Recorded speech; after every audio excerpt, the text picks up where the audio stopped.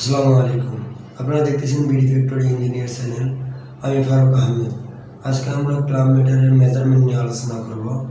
Club মিটারের মাধ্যমে কিভাবে ভোল্টেজ মেজারমেন্ট করতে হয়, কারেন্ট মেজারমেন্ট করতে হয় এবং রেজিস্ট্যান্স কিভাবে চেক করতে হয়, কন্টিনিউটি কিভাবে চেক করতে হয়, এসব বিষয়ে আলোচনা করব এবং দেখাবো যে কিভাবে কারেন্ট মেজারমেন্ট করতে হয়, ভোল্টেজ এবং রেজিস্ট্যান্স মেজারমেন্ট করতে হয়। এর আগে আমরা এই ভিডিওতে দেখিয়েছিলাম যে কিভাবে জন্য ক্লাব মিটারের বিভিন্ন ফাংশনগুলো কাজ করে, কোন পার্টসগুলোর নাম কি, এসব বিষয় নিয়ে আলোচনা করেছিলাম। তো বন্ধুরা, চলুন আজকে ভিডিও শুরু করা যাক।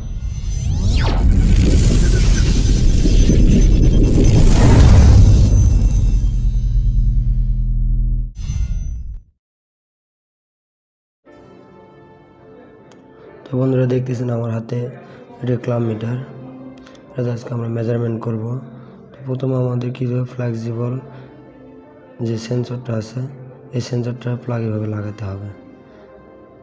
এভাবে লাগানোর পর আমাদের মেজারমেন্ট যেটা করব সেটাকে সিলেক্ট করতে হবে। যে ভ্যালু মেজারমেন্ট করব সেই ভ্যালু সিলেক্ট করতে হবে। তো আমরা প্রথমে রেজিস্ট্যান্স চেক করব, কন্টিনিউটি চেক করব। এই জন্য আমাদেরকে প্রথমে ওহমস বা এই কন্টিনিউটির জন্য এটা সিলেক্ট করতে হবে। ওহমস সিলেক্ট করলাম। ওহমস সিলেক্ট করার পরে আমাদের এই বাটনে চাপ দিয়ে এটা সিলেক্ট করতে হবে। কন্টিনিউটি চেক করব, তার জন্য আমরা এই তারে কন্টিনিউটি চেক করব। টেস্টিং লিড দুটোকে একটু একত্র করলে একটা এয়ারবোর্ড শুধু হবে।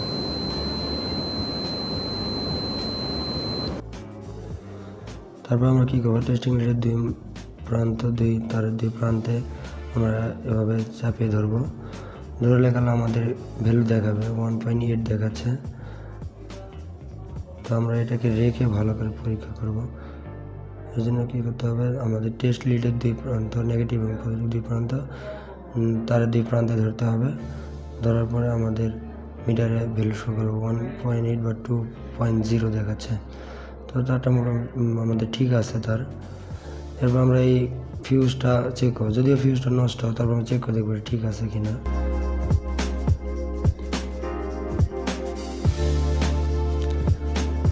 ফিউজটার দুই প্রান্তে আমরা টেস্ট লিড ধরবো। ধরার পর আমরা ভ্যালু দেখবো যে আসলে ঠিক আছে কিনা। এটা কোনো ভ্যালু দেখাচ্ছে না, তার মানে এটা আমাদের নষ্ট। আমরা অন্য প্রান্তে চেক করে দেখতেছি এটা আমাদের নষ্ট। সো এবার আমরা একটা ব্রেকার চেক করে দেখবো যে আসলে এটা হলো এসপি ব্রেকার, সিঙ্গেল পোল। তো এটা আমরা কন্টিনিউটি চেক করে দেখবো। টেস্টিং লিড দুই প্রান্তে ধরে দেখবো, আমাদের 2.something আসতেছে। আমরা এবার ব্রেকারটি অফ করে দেখবো, আমাদের কোনো ভ্যালু দেখাচ্ছে না। আমরা অন করলাম, অন করার পর দেখাচ্ছে 1.9। তো এটা মোটামুটি এটা ঠিক আছে। তো এরপরে আমরা কি করব, ডিসি ভোল্ট চেক করব। ডিসি ভোল্ট সিলেক্ট করব। সিলেক্ট করার পরে আমরা ডিসি ভোল্ট চেক করব। তো আমাদের কাছে একটা পেন্সিল ব্যাটারি রয়েছে, এটা 1.5 ভোল্ট। এটা আমরা চেক করব। অবশ্যই ডিসি ভোল্টেজের জন্য প্লাসটা প্লাসে এবং মাইনাসটা মাইনাসে ধরতে হবে, না হলে আমাদের ভ্যালুটা মাইনাস দেখাবে। তো আমরা কি করব, মাইনাসটা মাইনাসে ধরবো এবং প্লাসটা প্লাসে ধরবো। তো বন্ধুরা, এইভাবে আমরা প্লাসটা মাইনাসে ধরবো, তাহলে আমাদের ভ্যালুটা দেখাবে 1.7 দেখাচ্ছে। যেহেতু এর রিচার্জেবল ব্যাটারি নয়, ভ্যালু একটু কম বেশি হতে পারে। আমরা যদি উল্টো করে ধরি তাহলে দেখবেন যে মাইনাস দেখাবে।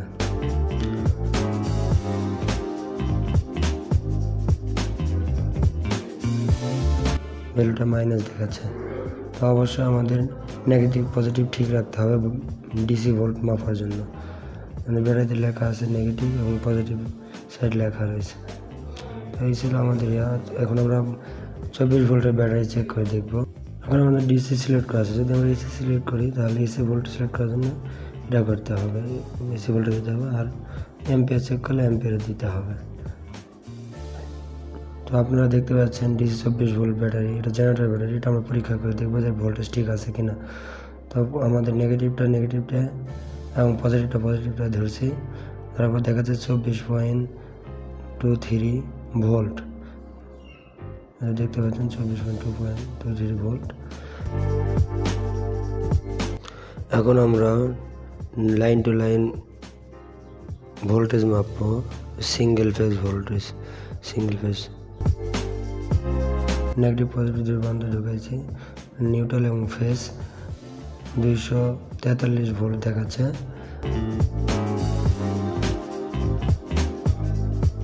এটা হচ্ছে আমাদের লাইন টু লাইন ভোল্টেজ। এরপরে আমরা লাইন টু লাইন ভোল্টেজ পরিমাপ করব। তো দেখতে পাচ্ছেন এটা 3টা ফেজ, তার মধ্যে আমরা 2টা ফেজ চেক করতেছি। লাইন টু লাইন ভোল্টেজ দেখাচ্ছে 409 ভোল্ট। এটা এসি ভোল্ট, এসি কারেন্ট দেখাচ্ছে আমাদের। তো এটা আমরা লাইন টু লাইন কারেন্ট পরিমাপ করলাম। এরপর আমরা অ্যাম্পিয়ার পরিমাপ করব। তো চলুন দেখা যাক কীভাবে অ্যাম্পিয়ার পরিমাপ করতে হয়।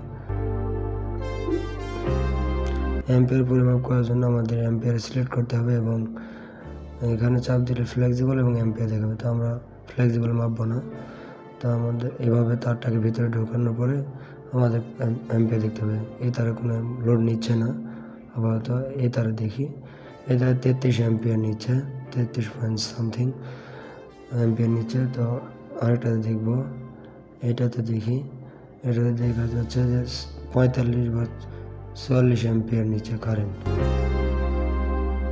তো আরেকটা তারে দেখি, এটাতেও সেম কারেন্ট নিচ্ছে 45 অ্যাম্পিয়ার। তো এভাবে আমরা কারেন্ট পরিমাপ করতে পারি। আশা করি আপনাদের ভিডিওটি ভালো লেগেছে। অবশ্যই চ্যানেলটি সাবস্ক্রাইব করবেন এবং বেল আইকনে ক্লিক করবেন। আর আমাদের আরও ভিডিও পেতে লাইক, শেয়ার, কমেন্ট অবশ্যই করবেন।